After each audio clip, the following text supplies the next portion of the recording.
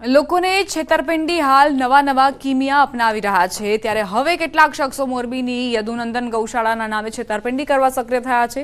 પ્રતિષ્ઠિત યદુનંદન ગૌશાળાના નામે સ્કીમની જાહેરાત કરી તેમજ લકી ડ્રોના ઇનામોની જાહેરાત સાથે પોસ્ટર સોશિયલ મીડિયામાં વાયરલ કર્યા। સમગ્ર મામલે ગૌશાળાના સંચાલકે ખુલાસો કર્યો છે। તેમણે કહ્યું કે આ પ્રકારની કોઈ સ્કીમ યદુનંદન ગૌશાળા દ્વારા યોજવામાં નથી આવતી અને યોજવામાં આવશે પણ નહીં। કોઈ ગૌશાળાના નામે દાન લેવા આવે તો દાન કરતા પહેલા ફોન કરી જાણ કરે। યદુનંદન ગૌ સેવા ટ્રસ્ટ નામે કોઈ દિવસ આપણે ફાળા બહાર કર્યા નથી અને કરવા માંગતા પણ નથી।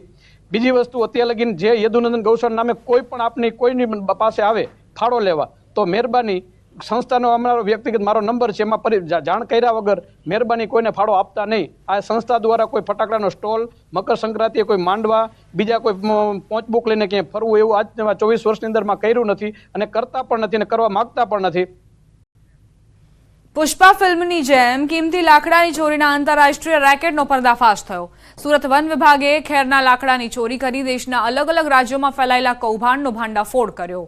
સુરત, તાપી, નવસારી, ભરૂચ, ડાંગ, નર્મદાના જંગલોમાંથી અનામત કેટેગરીમાં આવતા ખેરના ઝાડ કાપી લાકડા સગેવગે કરવાના મસમોટા રેકેટનો પર્દાફાશ થયો।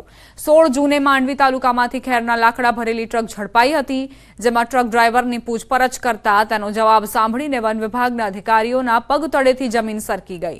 દક્ષિણ ગુજરાતમાંથી ખેરનું લાકડું મધ્યપ્રદેશના અલીરાજપુર લઈ જઈ ત્યાંથી સમગ્ર વહીવટ કરાતો હોવાનું સામે આવ્યું હતું।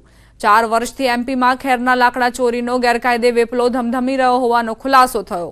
વન વિભાગની ટીમે પાડેલા દરોડામાં મધ્યપ્રદેશના ડેપોમાંથી 5.13 કરોડની કિંમતનું 2055 મેટ્રિક ટન લાકડું મળી આવ્યું હતું।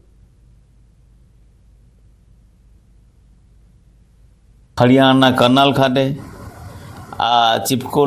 ચિપકોલ ખાતે રત્નાગીરીની અંદર આ બધા આપણા જે ખેરના લાકડા છે એની પ્રોસેસ કરીને લોકો બિસ્કિટ બનાવે કેમિકલ રૂપમાં એને ડ્રમમાં ભરે અને આખો વિદેશમાં સપ્લાય કરે। એટલે આંતરરાષ્ટ્રીય આખું કૌભાંડ અમારા વન વિભાગે પકડી પાડ્યું છે અને એને હાલ તપાસ પણ ચાલી રહી છે। લગભગ 4 જેટલા આરોપીઓ પકડાઈ ચૂક્યા છે। આંતરરાષ્ટ્રીય ખેર લાકડાની હેરાફેરીને લઈ ગુજરાત સહિત મહારાષ્ટ્ર, પંજાબ, હરિયાણા, દિલ્હીમાં અલગ અલગ જગ્યાએ રેડ કરવામાં આવી, જેમાં અલીરાજપુર અને અક્કલકુવા વચ્ચે થયેલા નાણાકીય વ્યવહારના 4 કરોડથી વધુના ટર્નઓવરનું લિસ્ટ મળી આવ્યું। હવાલા કૌભાંડની આશંકાને લઈ ઈડીએ પણ અલગ અલગ જગ્યાએ દરોડા પાડતા મોટા રેકેટનો ખુલાસો થયો। કાથો બનાવતી ફેક્ટરીમાંથી લાકડાના બિસ્કિટો બનાવી વિદેશની માર્કેટમાં સપ્લાય થતા હોવાનું સામે આવ્યું। હાલ આ મામલે પોલીસે 4 થી વધુ આરોપીઓને ઝડપી લીધા છે, જ્યારે અન્ય આરોપીઓની શોધખોળ શરૂ છે।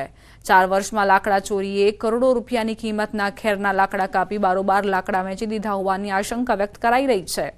લાકડા ચોરોએ 4 વર્ષમાં કેટલું લાકડું વેચ્યું તેનો તાગ મેળવવાની દિશામાં તપાસ ચાલી રહી છે।